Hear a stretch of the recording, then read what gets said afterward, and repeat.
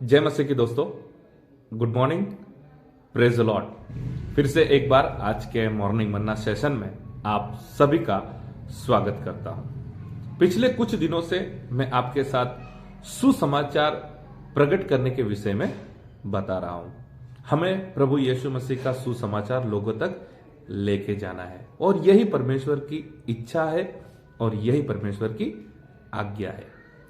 अगर आप ऐसा सोच रहे हैं मेरे जीवन में प्रॉब्लम्स है इसलिए मैं सुसमाचार प्रकट नहीं कर पा रहा हूं, मुझे समाज में प्रॉब्लम है, मेरे शरीर में बीमारी है या फिर आर्थिक परेशानियां है, कुछ भी ऐसा, या फिर आपके पास समय नहीं है, अगर आपके पास कुछ ऐसे रीजंस है, ऐसे कारण है जिसके वजह से आप सुसमाचार लोगों तक प्रकट नहीं कर पा रहे, तो आज का वचन मैं आपके आगे प्रकट करूंगा तो आप खुद समझ जाएंगे कि आपको सुसमाचार प्रकट करना कितना जरूरी है और आप यह भी समझ जाएंगे आपका प्रॉब्लम कुछ भी नहीं है जो प्रॉब्लम मैं अभी आपके आगे प्रकट करने जा रहा हूं। तो वचन को सुनेंगे और परमेश्वर का सुसमाचार प्रकट करेंगे।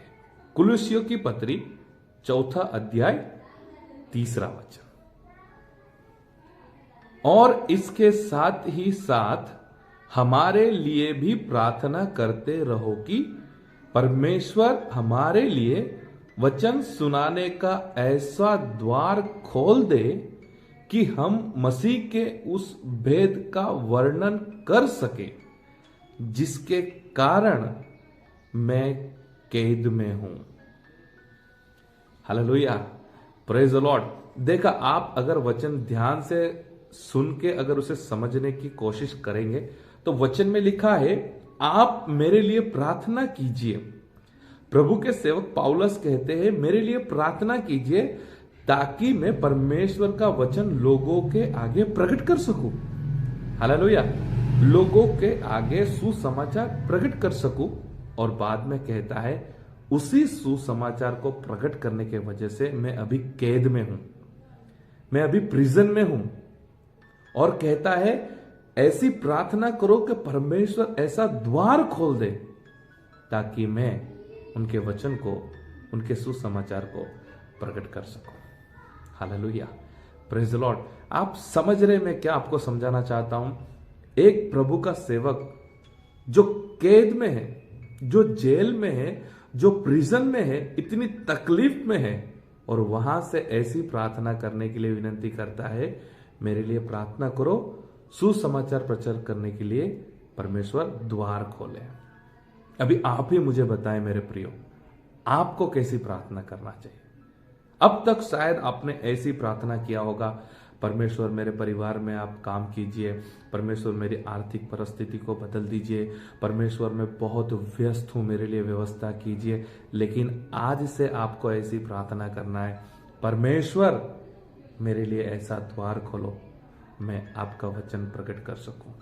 परमेश्वर मेरे लिए ऐसा द्वार खोलो मैं आपका सुसमाचार प्रकट कर सकूं।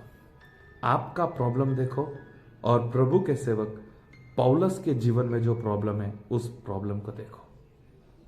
आप आपके घर में हैं, आप नौकरी कर रहे हैं, आप परिवार के साथ हैं, कंपेयर करके देखो। प्रभु के दास पौलुस कैद में परमेश्वर का सुसमाचार प्रकट करने के लिए प्रार्थना विनती देते हैं। तो आज के मॉर्निंग मन्ना सेशन में बस एक छोटा सा थॉट आपको याद रखना है। आप सुसमाचार प्रकट करना चाहते हैं या नहीं? कब तक आप ऐसे ही कहते रहेंगे मेरे जीवन में प्रॉब्लम्स है, मेरे जीवन में प्रॉब्लम्स है, मैं फंसा हुआ हूं, मैं बिजी हूं? ऐसा सोचते रहेंगे और आप परमेश्वर के लिए कुछ नहीं कर पाएंगे।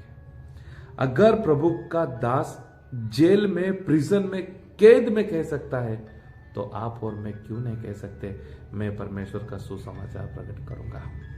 Choice is yours. अब हम प्रार्थना करें। परमेश्वर पिता, आज के नए दिन के लिए धन्यवाद, आज के वचन के लिए धन्यवाद। आज के वचन से हमने सीखा है आपके दास पौलुस कैद में रह के भी सुसमाचार प्रकट करने के लिए प्रार्थना विनंती देते हैं। परमेश्वर पिता, आज के वचन से हमारे अंदर भी आप अनुग्रह कीजिए कि हम हमारे अड़ोसी पड़ोसी को, हमारे गांव में जो लोग हमारे संपर्क में हैं, हम उन्हें सुसमाचार वचन प्रकट कर सके। आज के दिन की शुरुआत करते हैं, आपके हाथ में हमारे जीवन को सौंपते हैं।